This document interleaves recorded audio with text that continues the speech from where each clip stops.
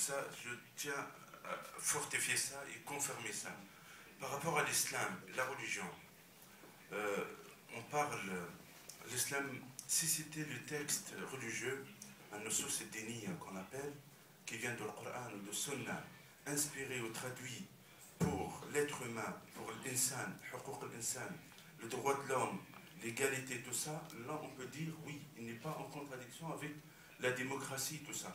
Mais malheureusement, vous avez des exemples. On a l'exemple iranien, qui a utilisé la religion et le pouvoir pour attirer leurs fidèles ou fous furieux, ou leurs...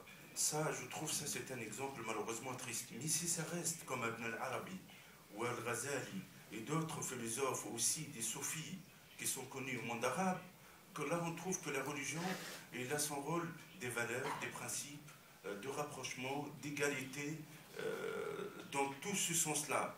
Mais l'utilisation de la politique avec la religion, et là le cas en France, malgré la laïcité, et que je les dénonce souvent, la laïcité c'est la séparation de l'État et de la religion. Mais malheureusement chez nous, les musulmans de français, on n'a pas cette séparation. On est séparé de l'État français, mais on n'est pas séparé avec les États étrangers. On est encore collé avec l'État algérien, les Marocains, les Turcs et d'autres. Et Qatar aussi avec ses bénédictions de son argent. Voilà, dans ce cas-là, je trouve que le sens de cette laïcité, le sens qu'avoir les musulmans de France qui sont presque à 8 millions, c'est à eux de s'enrichir avec toute cette explication. En Indonésie, par exemple, il y a une séparation d'une manière quand même, comment il traduit la religion. La Tunisie, c'était cas, mais malheureusement avec un régime comme l'ancien Ben Ali, de posséder